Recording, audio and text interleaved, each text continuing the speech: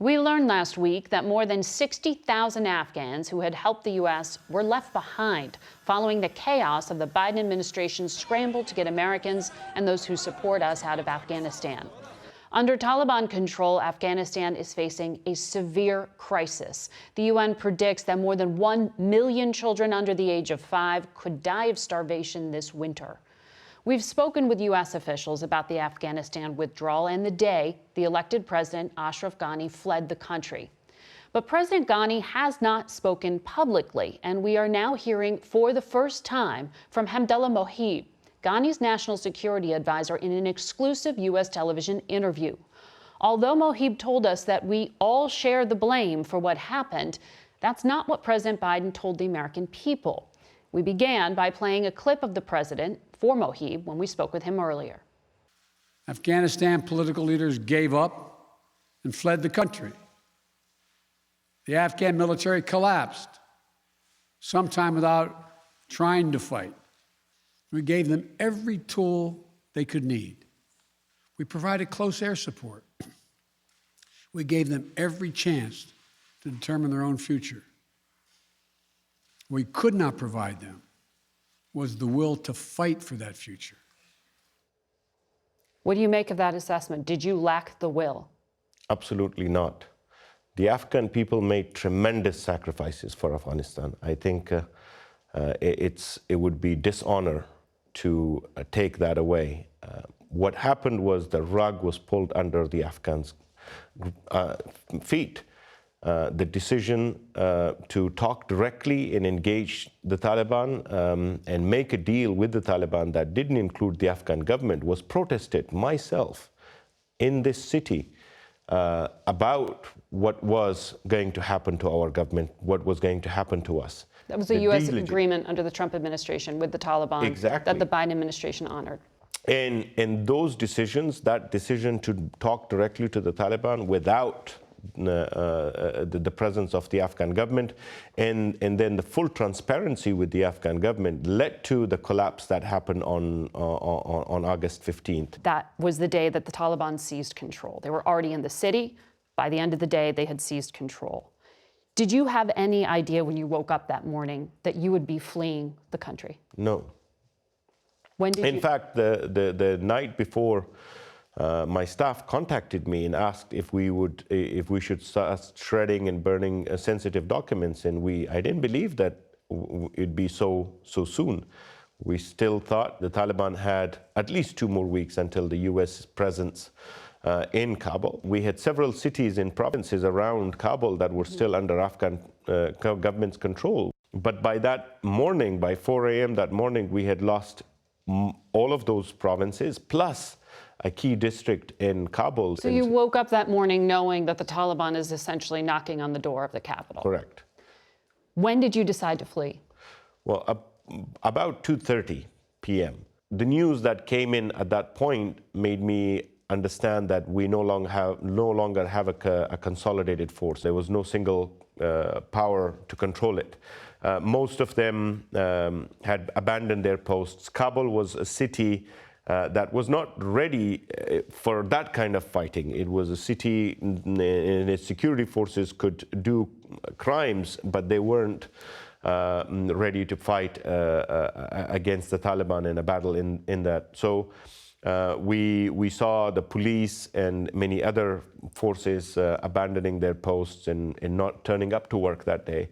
But what happened at 2:30 was that I got the news that 2 helicopters, one that was part of the president's fleet, was hijacked by a rogue ANDSF element, and then another was shot. A rogue soldier. Yes. I understood that this is the end, that even the airport is no longer secure for the Afghan president or anyone else around, and the fight is now going to be inside the city. And that was the only thing left that the president could do to save lives and to ensure that there were still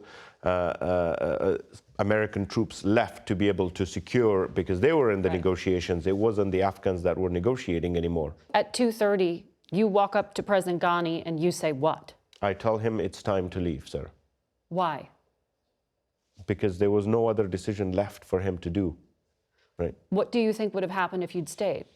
Well, fighting would have ensued. We had 2 weeks. We could have continued fighting inside Kabul, destroy most of the city. And who would have been fighting, though? Because you're people. describing forces melting away. Forces, well, whatever forces were left. But you are harshly criticized, as is President Ghani, for choosing to flee that day. We had to make a decision that was right for Afghanistan. What did you take with you on that plane? You know there's been allegations of corruption and that money was taken. Look, those are allegations that people know no person with the right mind would believe. The decision to leave was a very last-minute decision. You didn't take cash with you? Absolutely not, no. What did you take with you? We didn't. We just took ourselves. Most of the people that came on that flight didn't even have a change of clothes. So in Uzbekistan and in the Emirates, even for the president, we had to buy him a change of clothes. You took helicopters from the presidential palace to another country, Correct. to Uzbekistan. There's reports that you had to fly at low altitude because you were trying to avoid the Americans knowing that you were fleeing. Why? Trust was gone. There was no trust. What did you think the Americans were going to do? I had asked the Americans for something simple the day before.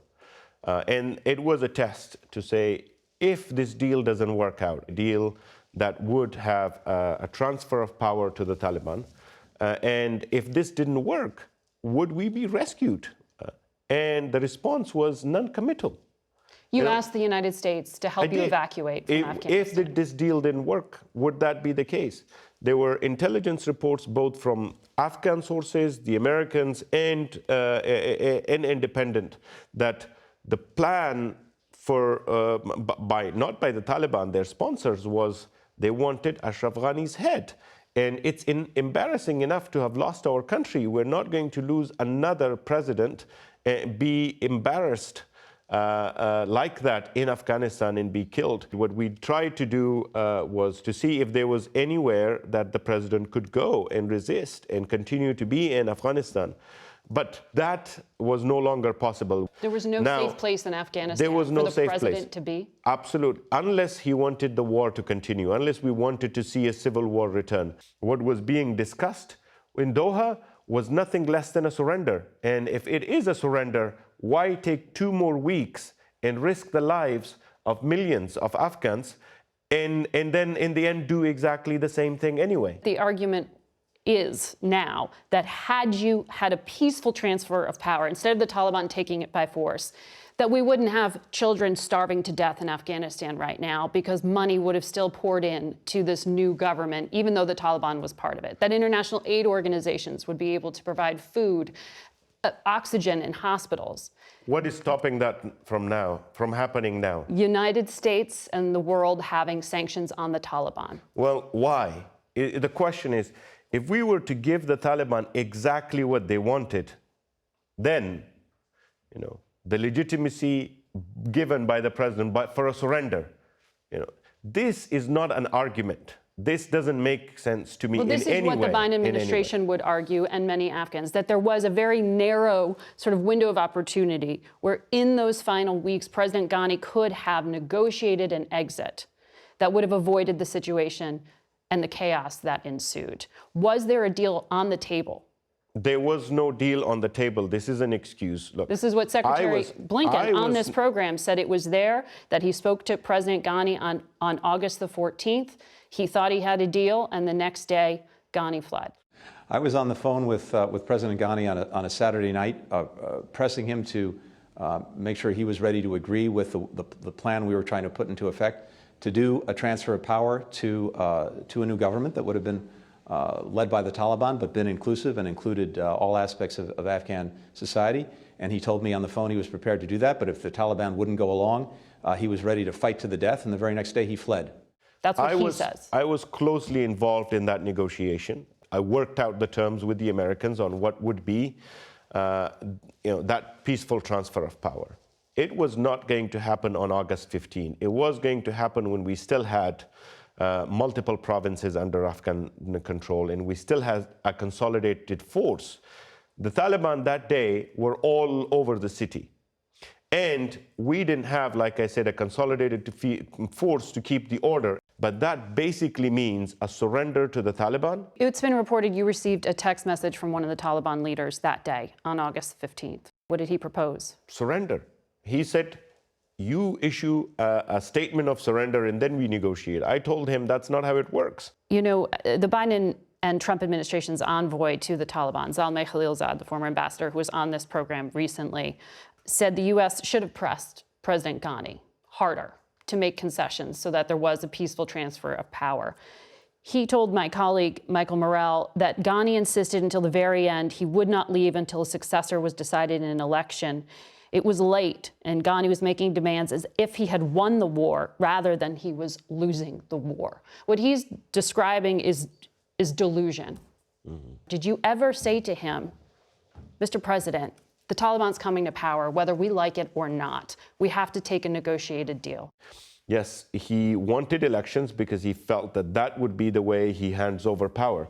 But he's not wrong to think that. He was being assured in every meeting, on every statement, that the international community wants to see a democratic Afghanistan, a sovereign Afghanistan, an Afghanistan that's at peace with itself and its neighbors. So we had these four things to look forward to. In the this United statement States says President Ghani just wanted to stay in power. Well, and that's it. He didn't want to negotiate his exit.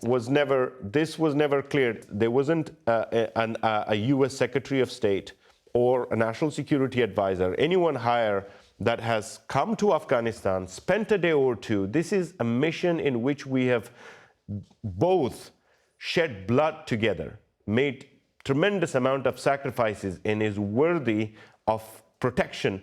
To spend a day or two, talk with the president and key leaders in Afghanistan to say, here is what the Americans want to do. Right? You're right, we didn't read the writing on the wall. The writing on the wall was that a withdrawal will take place no matter what.